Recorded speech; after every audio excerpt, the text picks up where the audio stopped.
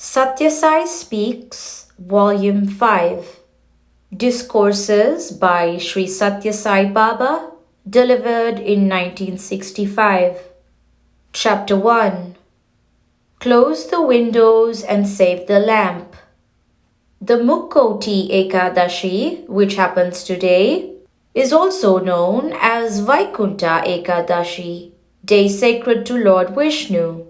The two speakers who addressed you described the traditional legend of the Samudra Manthan, churning of the ocean, with all the details found in the Bhagavata, the Ksirasagara, ocean of milk, the Kurma avatar, Vishnu's incarnation as tortoise, the Mandara mountain, Vasuki, venomous serpent, the Asuras and Suras, demons and celestials, and the various articles and things that appeared from the ocean, culminating in the Amrita, nectar that gives immortality.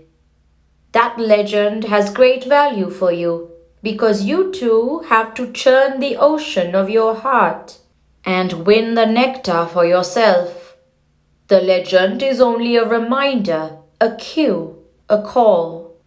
The heart full of sattva guna, quality of purity and poise, is the ocean of milk. The steady contemplation of the divine, either as your own reality or as the ideal to be reached, is the Mandara mountain, plated in it as the churning rod. Vasuki, the serpent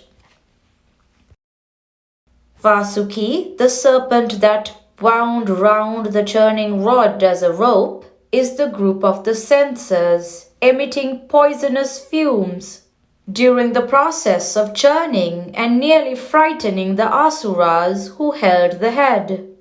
The rope is held by the good and the bad impulses, and both struggle with the churning process, eager for the results which each has set its heart on. The lesson of the legend. The grace of God is the tortoise incarnation, for the Lord Himself comes to rescue. Only He knows that you are earnestly seeking the secret of immortality. He comes silently and unobserved, as the tortoise did, holding the manana, reflection, process unimpaired and serving as the steady base of all spiritual practice. Many things emerge from the mind when churned, but the wise wait patiently for the appearance of the guarantor of immortality and seize upon it with avidity. That is the lesson of the legend. It is a summary of Atma Vidya, science of the self. The song that the doctor sang at the beginning of this meeting, Bhaja Gopalam, be attached to Krishna, the divine cowherd, carries the same message, perhaps in a simpler and easier form. Remembrance of the Lord's name is the method of crossing over the ocean of the worldly life for this age. Remembering the Lord by means of His name is enough to save man. The Lord is Anandamaya, of the nature of bliss. He is also Ananda, divine bliss, which is to be tasted through the name. It is Sat Chit Ananda, being, awareness, bliss absolute. You may doubt whether such a small word like Rama or Sai or Krishna can take you across the boundless sea of worldly life. People cross vast oceans on a tiny raft. They are able to walk through dark jungles with a tiny lamp in their hands. The name, even the pranava, Om, which is smaller, has vast potentialities. The raft need not be as big as the sea. The recitation of the name is like the operation of boring to tap underground water. It is like the chisel stroke that will replace the image of God imprisoned in the marble. Break the encasement and the Lord will appear. Cleave the pillar as Prahlada. Lord Vishnu's devotee, asked his father to do. And the Lord who is ever there will manifest himself. Churn and you bring the butter latent in the milk into view. That is the experience of every mother, that every daughter learns. In the spiritual field, you learn that spiritual practice from yogis who have gained and offered that Navanitam, fresh butter, to Krishna. Curing the infection of samsara. There are many who ridicule these yogis, God-centered men, and scoff at them. They call them selfish, antisocial, self-centered idlers who run away from their obligations and seek asylum in solitude and silence. But being near does not ensure usefulness. Being far does not imply hatred, or fear of company or uselessness.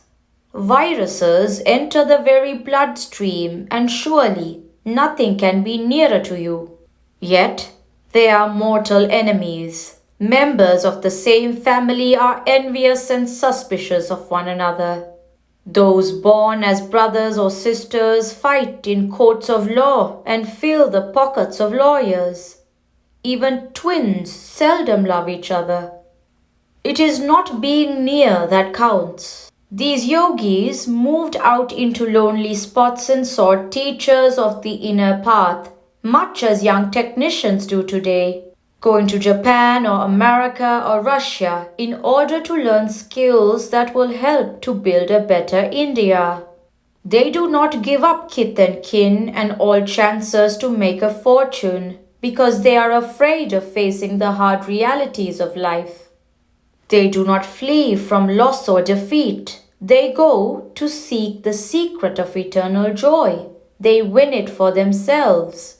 And by their lives, they inspire others to win the precious secret by treading the path they have found useful. No one calls the man who has gone abroad to equip himself better as an engineer or doctor selfish.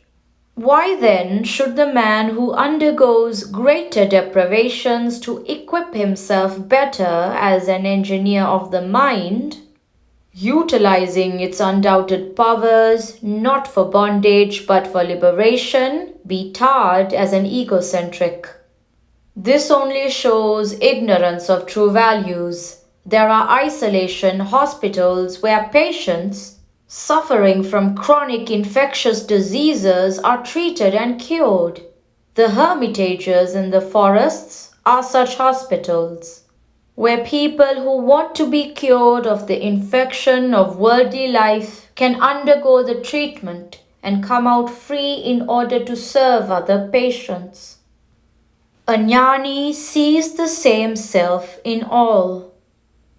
Today is the day when, during the Sagara Manthan, churning of the ocean, Amrita, nectar, emerged and was distributed to the gods. The gods had slid into the calamity of losing their immortality. Man too is the child of immortality. That is the reason why he cannot force himself into the conviction that he would die. He sees his neighbor die, but believes that he would somehow escape it. The man of realization, jnani, however, is ever ready to ease off this encumbrance and escape from the prison of name and form.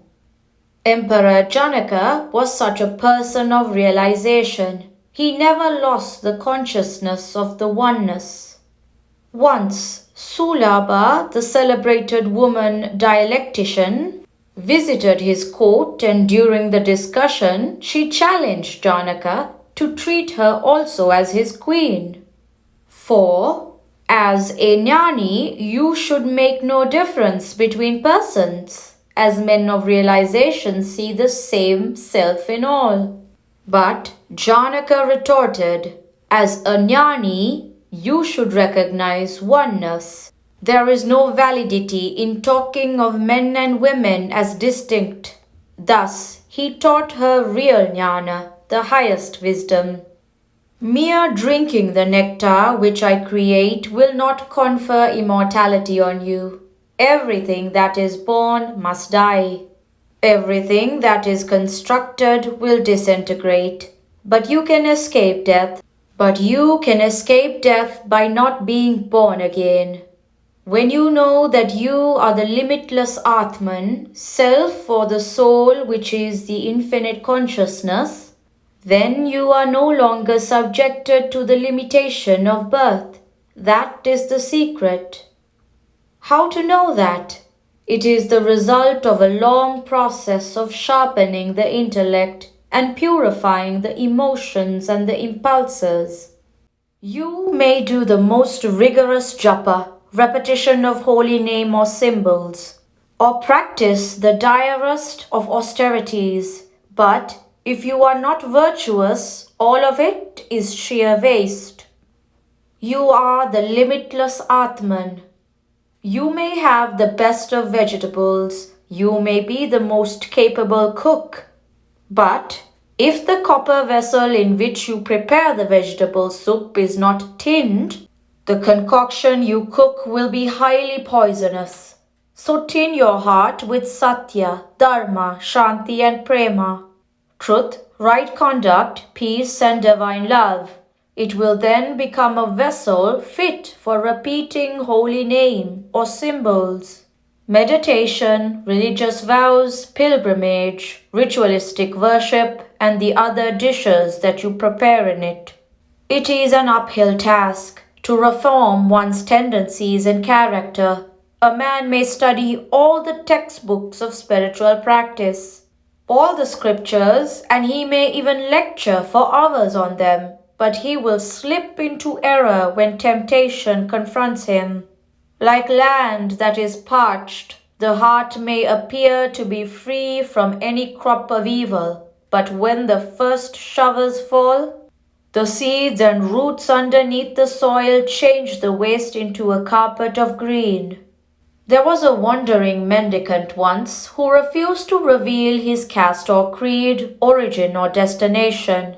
A shrewd housewife discovered it quite easily. She fed him well, and when he lay fast asleep, snoring, she applied a red-hot rod on the sole, and the man shrieked, Allah! The real core can never be altered or hidden or suppressed. But what is the real core? It is not the particular religious belief or the name or the language that one has learned from the mother's lap. It is the absolute reality which you are. You know in the very depths of your being that you are and will be. That is the characteristic of Sat. Existence, being. All beings have it. You are also eager to know, to expand by knowledge, to reach out. All beings have it, this urge for expression. That is the characteristic of Chit, awareness. You seek joy. All beings do so. That is the characteristic of Ananda, divine bliss. The Ananda in you seeks its kin everywhere, in everything. That is why it is said Sat Chit Ananda is the link between Tat and Twam, the particular and the universal. Everything is Asti, exists, for it is Sat. It is Bhati, expressing itself because it is Chit. It is Priya, pleasant, because it is Ananda. If you are able to equip your mind with this consciousness, you are a person of realization. Else, you are a masquerader. There are three types of minds. 1. Minds like ginned cotton, ready to receive the spark of highest wisdom and to give up in one instant blaze the weakness and prejudices of ages. 2. Minds like dry wood, who succeed but only after some little time. And 3. Minds like green logs, which resist the onslaught of the fire of jnana with all their might. The little game that the Lord plays. Herds of cattle run towards a mirage to slake their thirst, but you ought to be wiser. You have discrimination, viveka, and renunciation, vairagya. You can detach yourselves consciously from pursuits which you discover as deleterious. Sit quietly for a few minutes and ponder over the fate of those who run towards the mirage. Are they happy? Have they the strength to bear distress and distinction with equanimity? Have they a glimpse of the beauty, the truth, the grandeur of the universe, the handiwork of God? Have they the vision of themselves as the center of the universe? You have read that the Lord, melted and moved when one performed acute penance, comes and asks softly and sweetly, "My dear child, what is it you need?" He has manifested himself to give, but yet consider the grace which induces him to ask. What is it you need? He wants you to express in words what you have yearned for and ask the Lord whom you have brought before you through the exercise of silence. That is the little game he plays, and sometimes he wills that the question is answered in the way his plan demands. Ravana's brother Kumbhakarna was blessed with a timely twist of the tongue. So he asked for Nidra, the power to sleep, instead of Nigraha, the power to slaughter. The seer should not attach himself to the seen. That is the way to get free. The contact of the senses with the object arouses desire and attachment. This leads to effort and either elation or despair. Then there is the fear of loss or grief at failure, and the train of reactions lengthens. With many doors and windows kept open to all the winds that blow, how can the flame of the lamp within survive? That lamp is the mind, which must burn steadily, unaffected by the dual demands of the outside world. Complete surrender to the Lord is one way of closing the windows and doors, for then, in that stance of Sharanagati, complete surrender to God, you are bereft of ego, and so you are not buffeted by joy or grief. Complete surrender makes you draw upon the grace of the Lord for meeting all the crises in your career, and so it renders you heroic, more stalwart, better prepared for the battle. Resolve on this auspicious day to enter upon the quest of truth. Uttarayana is the Uttama Kala, the best time. For the morning of this day, the great Bhishma waited long on his bed of arrows, the morning when the sun turns north, the direction of the gods where Shiva resides. The sun is the deity that controls the eye, the vision of man. And so these 6 months, when the sun is proceeding Shivaward, are very propitious for man too to do likewise. The real heavenly nectar. There are some dealers in timber in the East Godavari district here. They know that logs are floated down the Godavari during the high floods, and they are retrieved from the waters after miles and miles of journey at Rajamundri or some such place. Railway sleepers are floated down from the Himalayan forest through the Ganga and caught at Haridwar in thousands. Join the flood, the flowing stream, and the journey becomes easier. So too, if you practice spiritual discipline to attain the Lord, when the deity of vision is moving towards the divine region, you get the benefit of the momentum. Today, it is also Vaikunta Ekadashi. Many of you expect me to go to the Chitravati riverbed and create nectar and give it to all. Well, on the road to the river, you meet herds of cattle that move to the river and return. You have earned this Vagamritam, word nectar, from this discourse, which you can treasure in your minds and act upon. This is the real heavenly nectar. Know its worth, do not allow it to be wasted, garner it to become godly. Prashanti Nilayam, January 13th, 1965. Supari is brown, pan is green, chunam is white. But when these are chewed together, the color is red. When the three gunas, sattva, rajas, and tamas, are equated in sadhana, the result is shanti. Sri Sathya Sai Baba.